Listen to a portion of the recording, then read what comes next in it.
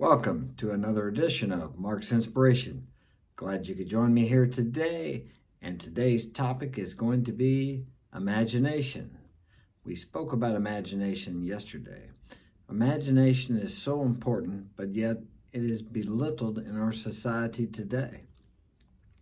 Many times you'll hear teachers tell students, quit imagining, quit daydreaming, when in reality, everything comes from a daydream, from an imagining, from something you've thought of in your mind. But yet, still, it's not given the importance that it actually has. All great men are men of imagination. I found some quotes here by some famous people that I'm sure you know, and we're going to read them and discuss them today. Now, the reason we're talking about imagination is because everything you desire, you want that beautiful girlfriend, you want to be a Casanova, you want to be a Giga Chad, you want to be a player, you have to first imagine it, or you have to see it within yourself before it will become a reality in your world. Everything first began with a thought, an image within you. So let's see what some of the famous people that I'm sure you all know, most of them, have to say about imagination. And hopefully that will give you some validity to take your imagination more seriously and use it to achieve your desires, whatever they may be. We'll start off with Albert Einstein. I'm sure you know him. Most people do. But if you don't, look him up. Here's what he said. I am enough of an artist to draw freely upon my imagination. Imagination is more important than knowledge. Listen to that one. Imagination is more important than knowledge. What do they teach you in school and colleges? They teach you knowledge. Now, that doesn't mean that has no importance, but they teach you knowledge, when in reality, one of the greatest minds ever said, imagination is more important than knowledge. So think about that. So we just put knowledge into people's heads. Okay, knowledge is good, but imagination is more important than knowledge. Remember that, very important. He goes on to say, Albert Einstein, knowledge is limited, which it is. Your knowledge is limited. With all the vast information that's available to all of us today by internet, or by most of us in the world, in first worlds, or wherever you have a phone, actually, of all that knowledge, imagination is still more important than that, because imagination can create what has not been created yet. It can make something that has not existed yet exist. If you can imagine it, you can do it. Whatever the mind of man can conceive and believe, it can achieve. That's Napoleon Hill. Some of you might know him. Okay, let's go on. Imagination encircles the world. Now that's what Albert Einstein said. And as I said, he was known as one of the greatest minds in the history of humanity. That's what his take is on imagination. Let's go on and see what another man has to say.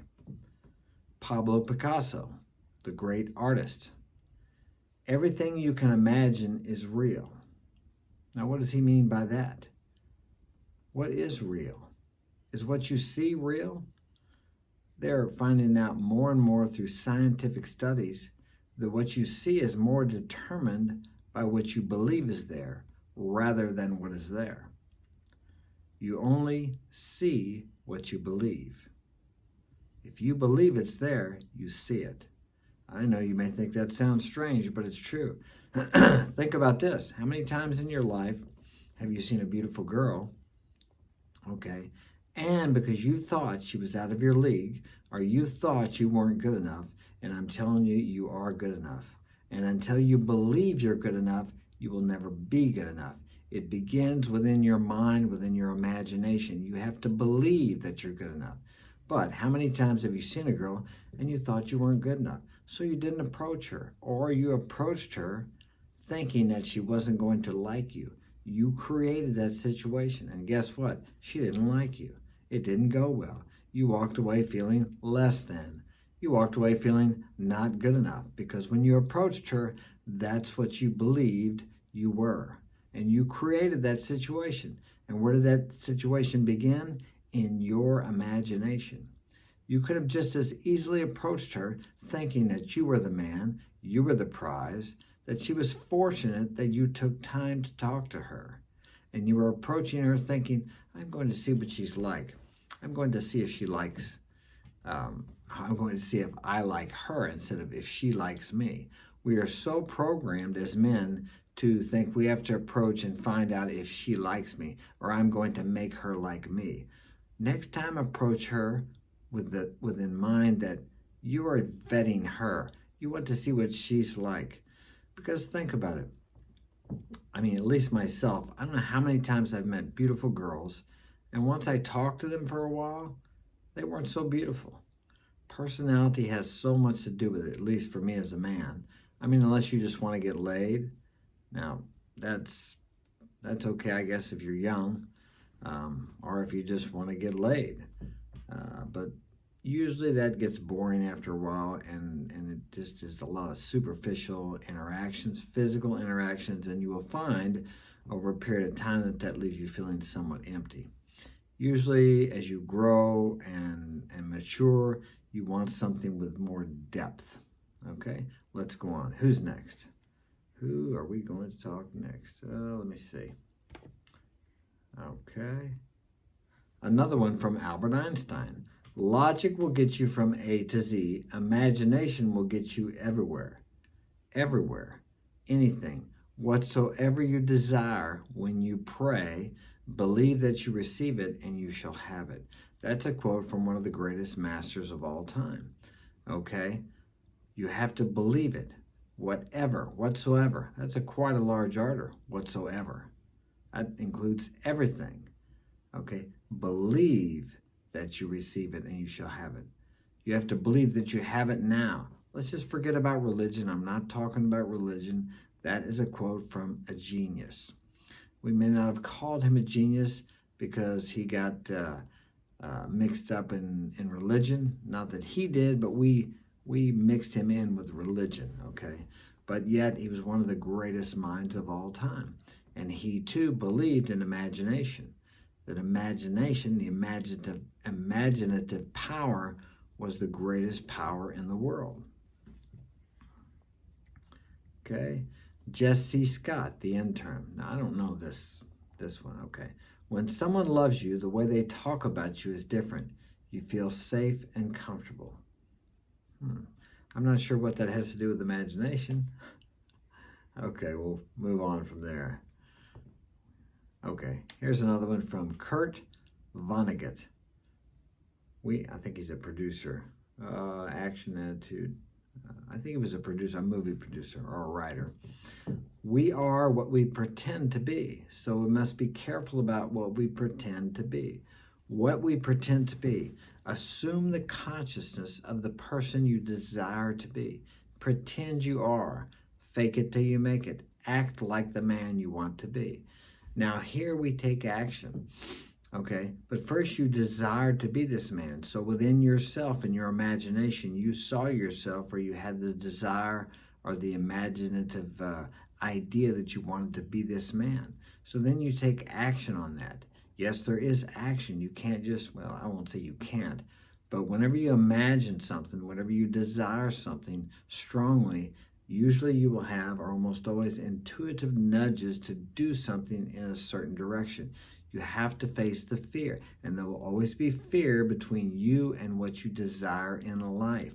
So you have to confront this fear and surpass it. And every time you pass that fear, your realization of what you want will come closer and closer to you. But fear is always going to be there. Make it a friend, because it's always going to be with you if you're stepping out of your comfort zone, if you're moving towards your goals, towards your dreams, towards your vision, towards your desires. Fear will paralyze you if you allow it to. And it usually appears to be more of a great foe than what it actually is. It will keep you stuck. Remember that. Fear is nothing. It's an illusion, but a very strong one it can be at times, and a fearful one too. All right, let's continue. Oscar Wilde. I'm sure many of you know Oscar Wilde. Yes, I am a dreamer, for a dreamer is one who can only find his way by moonlight, and his punishment is that he sees the dawn before the rest of the world. He sees the dawn before the rest of the world. He sees the dawn within his imagination. Walt Disney seen Disney World within his imagination. Okay? Albert Einstein had his greatest discoveries from his imagination. Relativity, E = mc squared. These things came from his imagination. They didn't come from him trying to figure something out. Now, he may have tried to figure something out, but he, like many other great men and people who have given us great breakthroughs throughout life, may have studied and really worked hard on something, and it came to them in a dream, or it just came to them out of thin air when they weren't even thinking about it. So this is how these things happen. So when you imagine something, many times it's best not to try to figure out how it's going to come to pass. Just take the first step in the direction of what you desire and allow life to unfold, because your subconscious mind, superconscious, universal intelligence, all these things, depending on how you believe, has ways and means that you can't even imagine.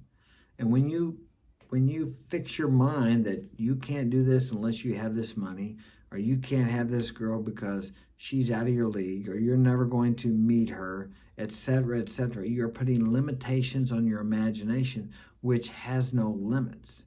So your business is not the how. Your business is to see it, to visualize it, to assume the consciousness, or to pretend, to act like the person, to think like the person that would achieve or be or do the thing you desire to do, be, or achieve.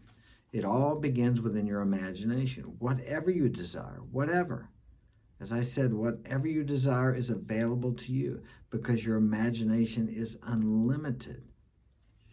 All right, we got about time for one or two more. Who is this? I don't know this guy, but we will. Robert Fulghum. Some of you may know him. I think he did the movie All I Really Need to Know I Learned in Kindergarten. Uncommon Thoughts on Common Things. They may be books. Anyway, this is what he says. I believe that imagination is stronger than knowledge, that myth is more potent than history, that dreams are more powerful than facts. Facts are shaped by dreamers. That hope always triumphs over experience, that laughter is the only cure for grief, and I believe that love is stronger than death. Okay. Here's another one by Oscar Wilde. Anyone who lives within their means suffers from a lack of imagination. If you can only imagine what you have, then you'll never have more than you do now. You have to expand your imagination. People are limited by the limits they set upon themselves. You can have what you say. That's what a great man said 2,000 years ago. The problem is people are saying what they have. Quit speaking, talking, and thinking about what you have, but rather speak, think, and talk about what you desire, what you can imagine. Imagine greater than you have imagined, than you can think you can imagine. And these things shall come to you if you persist and continue and persevere and believe. These things will come to pass. It's inevitable. Okay, that's all we have time for today. Thanks for joining me. Leave a comment in the comments section. I hope this has been of value to you, and have a great day.